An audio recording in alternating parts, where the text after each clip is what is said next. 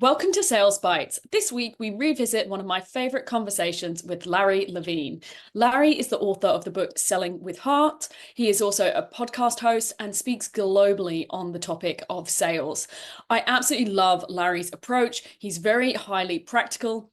He compares what's the difference between sales professionals and sales reps, and it's actually quite an interesting comparison when you deep dive into it. So sit back and enjoy this conversation. Can we dig into a little bit more some of the concept behind selling the heart from the heart? Because what I think is interesting is, when I first started my sales career, if you'd have talked about selling from the heart publicly, it would be like, oh no, that's soft, that's fluffy. Whereas I've read your book and the real case studies that you present in it, I followed your journey, and it's incredible, the real tangible results. But actually, some people might still be in that mindset and oh no, it sort of sounds too soft. So I almost want to come back to actually some of the core beliefs around selling from the heart, and then also how you shift those people who are not willing to refresh and be open to that new approach. Because actually, as you said in your book at one point, some of the soft skills are becoming actually the most important skills for high performance sales. Well, if you think, God, there's a lot to unpack here. I'm looking forward to it. No, it's all good. Soft skill, we kind of clump all of this into soft skills, but to me, it's almost the necessary skills of a sales professional today. I mean, look we're all human beings. We all connect and relate based on emotions. Mm. We all want and crave that sense of belonging. I was willing to bring that to the forefront in sales. Was I made fun of? Yes. Was I laughed at? Yes. Was I poked at? Yes. Was I spoken to? Were people talking behind my back? Yes. And I say this because in order to sell from the heart, you got to connect to your heart. And here's the backstory on this: is I grew up with two sisters. My father was a rocket scientist for the United States Air Force, and he traveled a lot. He was constantly gone in like kind of my nurturing years. So my mom was highly relational. And so she was overbearing, but in a very loving way. And growing up with all sisters and no brothers, and most of my cousins being female, and an overbearing, highly relational mom, I kind of saw this connection at a heart level through a different set of lens than maybe most. And I said, what would it be like if I brought that to the forefront? And again, I was willing to do this. I was willing to get vulnerable and connect with people because I was comfortable with it, because that's how I was brought up. And I was willing to do this in sales. So when I decided to write Selling from the Heart in the way that I wrote it, it's because I had to go through this journey to really uncover who I am. And it's really interesting when I do deep team reads of my book with sales teams, every single time, mark my word, I get somebody in sales who said, how does all of this help me become a better salesperson? Yes. It so how do you answer that question? Inevitably. Yeah. And I said, hey, it's interesting because I saw it and I was like, I bet you there's some people who are going to say that. And here's why I wrote, the first 3 chapters is about self-reflection and self-awareness and self-care and things like that, because I looked back at my decades in sales and there wasn't one sales manager. And there's a difference between sales managers and sales leaders. I never really had a sales leader in my entire career. So I chose to lead myself. Is I never had one sales manager in any team I was on say, hey, guess what, people? We're going to take a deep dive into who we are over the next 2 months. And thus us doing this, you're going to become a better sales professional. It's always product centric, service centric, right? Stuff that's important, company centric, service centric type stuff. But nobody ever wanted to take salespeople on a journey to their heart. And I write about it in the very beginning of my book about sales chaos. Sales is a brutally tough business to be in. And the highs are highs and the lows are lows.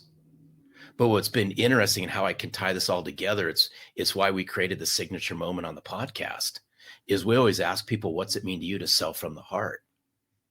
And the best 2 responses that tie in, and I'll peel this and I'll kind of put this all together, is I had one person say to me, It's hard to sell from the heart if your heart's broken.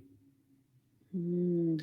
The second person said it's hard to sell from your heart if you don't know what's in your heart. Now, you're going to get salespeople are going to go, this is too touchy-feely, mushy-gushy type thing. I get it, right? It's not for everybody. However, in the world that we live in today and what we've been through, if you take the heart out of this, it's tough to truly connect to somebody. It really is. And we've all heard this expression in sales before that, and if you haven't, you're not in enough deals, by the way, is we've heard this expression. I'm going to use your name, Abby, if that's okay. You know, sometimes we've been let down on the wrong side of a deal like this. Hey, Abby, hey, I just want to let you know, you did great work in this. You know, we did our due diligence, but, you know, I don't want you to take this personal. We decided to take our business, or we chose to do business with someone else. Don't take this personal. It was only a business decision. Well, guess what? Business is personal. Mm. And I'm here to just poke the bear at it that says this: the more personal you make business, the more heart, the more sincerity, the more business substance you bring to the forefront, the better off you will be. But it's the stories that we tell ourselves that prevent us from really seeing the fruition of this. You know, so many people are looking for the silver bullet. They're looking for the tip, the trick, right? Give me the secret to help me do this. Well, guess what? Everybody has the secret sauce. It's already inside of us. Depends on, do you want to go down that road to find it or not? But it was interesting. I remember my very first business coach at 40. I hired my first business coach at 40 years old. And he goes, and this is one of the best lines he ever laid on me. He goes, you want to know the key to success as being a salesperson? I said, I don't know, lay it on me. I'm paying you, so just lay it on me. He goes, stop acting like a salesperson. Mm. I go, what the heck does that mean, right? Do the polar opposite of what people expect from a salesperson. And I'm not saying my message isn't going to resonate with everybody, and that's okay. And I'm totally cool with that. However, if you want to build deep, meaningful relationships, and here's where I'm going to poke the bear a little bit, is if you ask many in sales, do their clients matter? Do the relationships with their clients matter? Of course, everyone's going to say yes. Then what are you doing to build deep, meaningful relationships with your customers? And the only way to do this is you got to bring heart into the equation. And if you don't bring heart into the equation, you're just like every other salesperson out there, and you're keeping it at the surface level. And that brings me really, really, really nicely to something that I really want to talk about. Throughout the book, you talk about the difference between a sales professional and a sales rep, and you reference it continuously throughout the book as examples. And it's really interesting when you actually, you know, when you put the two side by side, how you've done that. Can you talk to us about that? Because I think we've started to touch on it in a couple places, but I want to really elaborate and dig into that. Yeah, I did this for a reason. Again, this isn't to disrespect the sales world by no means, because I love every aspect of sales, but it's to get people to think. It's called a profession for a reason. If you look at all the professions that are out there, right? Love them or hate them. I'm just going to name a couple of them, right?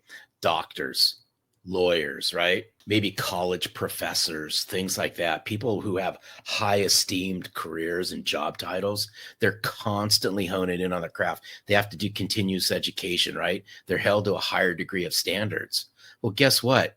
If sales is a profession, which it is, it's a very noble one, then you have to plan, you have to prepare, you have to practice, you have to do the things that's required to become a professional. Otherwise, you're just a sales rep. And I throw little funny things in the book to bring this out. I said, hey, listen, sales professionals do the things that sales reps find excuses for. And a lot of times, and I bring in professional athletes into the book as well, is professional athletes hire coaches. They practice, they plan, they prepare. They're diligent about what they do. They have discipline. They're no excuse mentality. Why can't this be brought into sales? And I expand upon it behind the, inside the book. But again, it just boils down to, you got to plan every day. You got to prepare every day. You got to practice every day.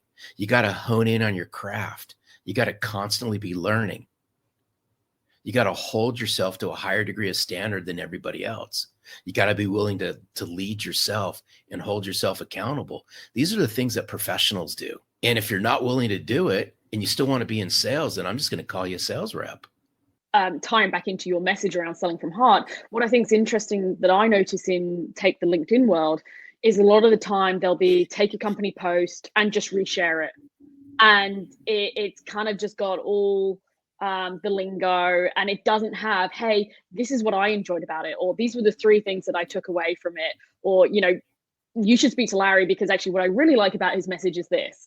And it's just more I think there's a misunderstanding sometimes of social selling, that if I've gone on LinkedIn and I've shared a couple company posts without my 2 cents worth, I've just shared or I've liked, then I've engaged. And to me, that isn't engagement. Yeah, here, I hate to tell you a little secret, but here's a secret. Social selling's not new. It's not. It's really not. And I'm gonna throw something out there. I was social selling back in the 80s. It was just called sales. There's a social aspect that's been around forever and a day with sales. The only thing that's changed, Abby, are the tools. That's it. But we've it's just my expression. There's all kinds of spin doctors out there that are spinning this in all different kinds of ways. It's no different, right? I was still building relationships and changing the way people think with the tools that I had at the time when I started in sales. Now there's all different ways to communicate and engage and connect with people. It could be phone, it could be email, it could be social, right? Social being all the media that's out there. It could be text message, it could be video. People communicate in a bunch of different ways. Phone and email, right? Spotty use of social, inconsistent use of everything. You can never get consistent results if you're inconsistently going to market with all these tools. And then what happens is you pay attention to all the social noise, right? You pay attention to everybody who claims to say, I've got the cure for all of your sales woes, and you just get hypnotized and you fall right into all of the stuff that's online. My friend's Todd Capone, and he wrote the book, The Transparency Sale. I love this guy. I just love every aspect about Todd. And he's a true sales historian, literally a sales historian. He'll go back and find things from 100 years ago that is so relevant to today. And he said something that's pretty interesting. He goes, salespeople will find a way to screw up everything, right? Email came out, salespeople found a way to screw it up. Sales managers found a way to screw it up. Right. LinkedIn and social came to be, salespeople found a way to screw it up.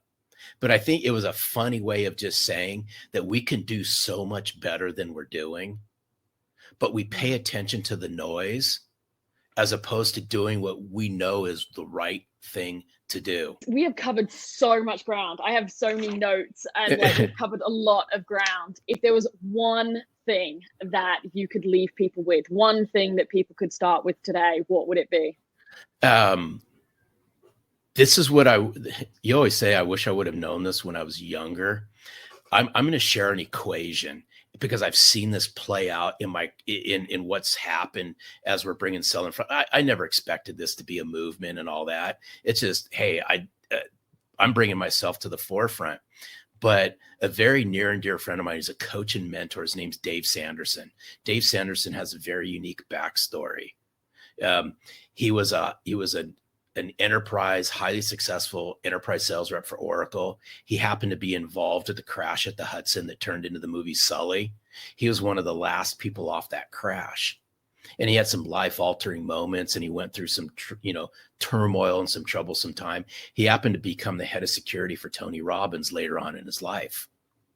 And through his mentors and through Tony Robbins, he introduced and coached me to a quote. And this is how I'd like to leave everybody to think about, because I've seen this quote now play out in my career. And if this can play out in other people's careers, and if this can help, then, hang on with me. The equation is simple.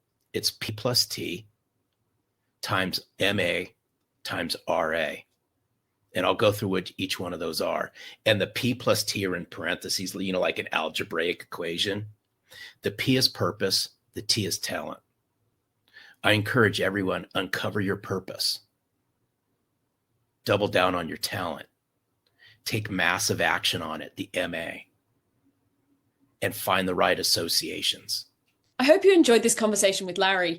In our show notes, you can check out all the links to connect with Larry. Obviously, please do not forget to subscribe to our channel so that you never miss one of our podcast episodes. And finally, we have started a wait list for our next intake of RevUp. So if you are interested in becoming a RevUp member, then please feel free to pop your details so that you're one of the first to hear once we open doors to our next intake.